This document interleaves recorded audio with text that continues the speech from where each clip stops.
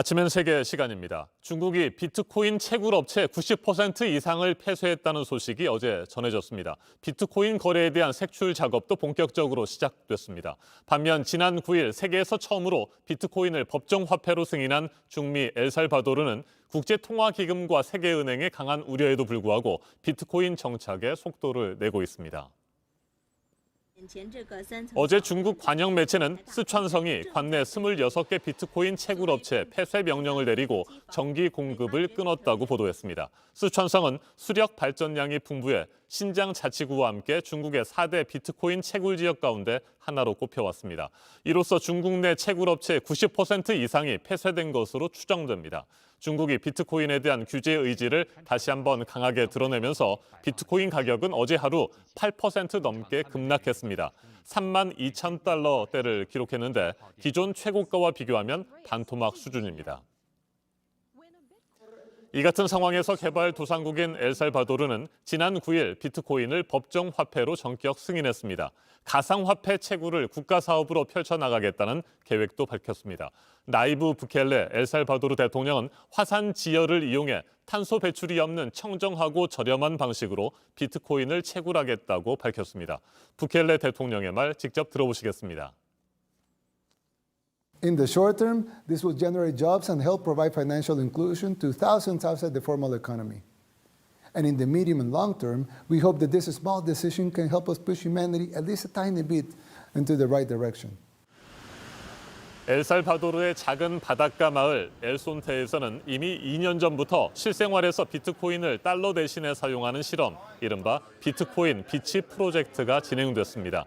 프로젝트 기획자들은 인구가 3천여 명에 불과하고 은행도 없어서 기존 금융 시스템에서 소외된 마을 주민들에게 비트코인이 큰 변화를 줄 것이라고 기대하고 있습니다. 지금은 주민의 90% 이상이 비트코인으로 거래를 해봤을 정도로 일상화됐습니다.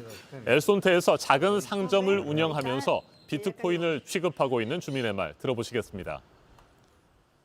Yo pienso que está bien, porque eso, usted donde quiera que vean de uno puede comprar, digamos, en cualquier tienda, donde hay Bitcoin. Y no anda efectivo en la bolsa, no que anda ya su dinero en monedas, puede comprar en cualquier. 하지만 엘손테에서도 비트코인 거래가 완전히 정착되기는 어려운 상황입니다. 스마트폰과 인터넷 사용이 쉽지 않은 빈민층이 많은 데다 가격 변동성이 높은 점도 한계로 지적되고 있습니다. 비트코인을 둘러싼 중국과 엘살바도르의 상반된 상황 좀 더 자세하게 짚어보겠습니다. 최인택 중앙일보 국제전문기자 전화로 연결돼 있습니다. 안녕하십니까? 예, 안녕하십니까? 네, 먼저 중국 얘기부터 해보죠. 한때 전 세계 비트코인의 80%까지 채굴하던 중국입니다. 그런데 지금 중국 당국은 채굴 업장을 폐쇄하고 있고요. 거래를 색출하는 작업도 시작했습니다. 비트코인 전면 금지에 총력을 기울이고 있는데 이유가 뭘까요? 예, 크게 두 가지로 볼 수 있습니다.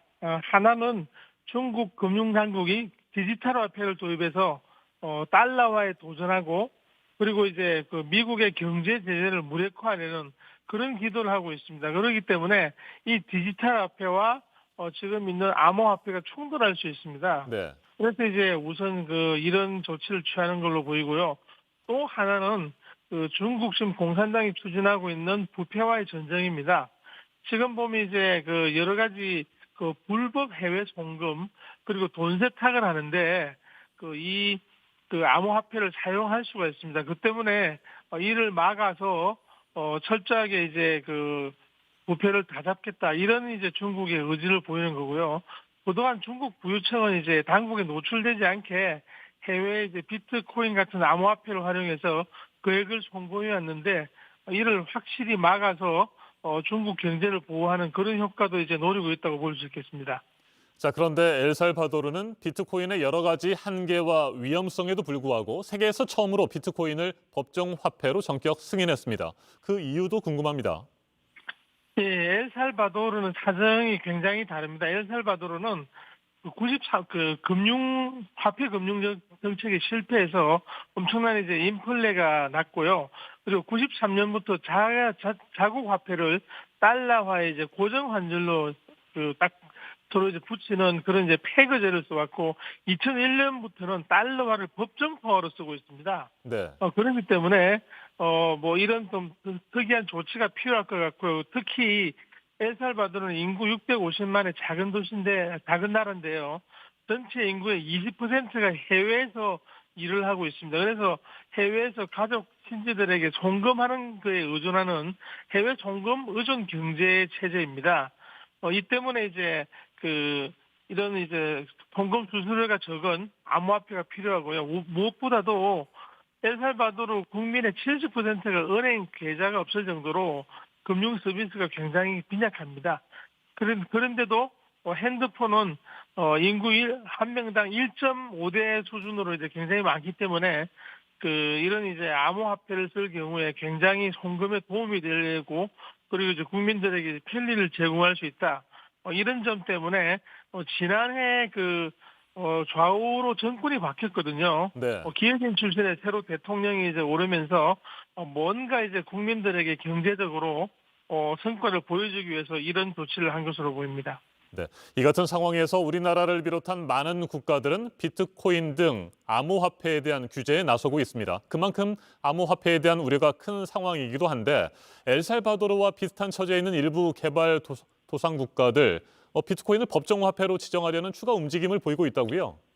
예, 그렇습니다. 엘살바도르처럼 달러를 법정 통화로 쓰고 있는 남미 이제 파나마 같으면은 하원 의원이 지금 이제 암호화폐를 법정화폐로 인정하는 그런 법안을 준비 중이라고 밝혔고요.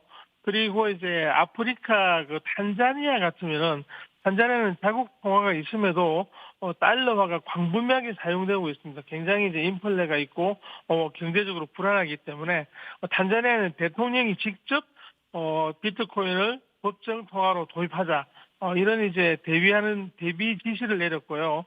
그리고 이제 북아프리카에 있는 아랍 국가 튀니지에서는 지금 이제 젊은이들이 굉장히 많은 사람들이 이제 암호화폐를 구입해서 투자를 하고 있는데 이런 상황 속에서 지금까지는 이걸 허용하지 않았는데 재무장관이 국영TV에 나와서 법을 바꿔서 이를 합법화할 수밖에 없다 이런 얘기를 했습니다. 지금 보면은 중국과는 달리 또 여러 다른 이유가 있는 다른 나라들에서는 비트코인 같은 암호화폐를 법정화폐로 이제 지정하는 움직임이 굉장히 많은 곳에서 지금 보이고 있습니다. 알겠습니다. 말씀 잘 들었습니다. 최인택 중앙일보 국제전문 기자였습니다. 비트코인을 둘러싼 각국의 셈법이 더욱 복잡해지고 있습니다. 21세기판 엘도라도를 꿈꾸는 엘살바도르처럼 개발도상국에게 새로운 기회를 열어주는 경제 도약의 사다리가 될지 아니면 한순간의 투기 과열 현상으로 남을 신기루에 불과할지 위험성과 가능성이라는 동전의 양면을 가진 비트코인에 대해 보다 신중한 고민이 필요한 시점입니다.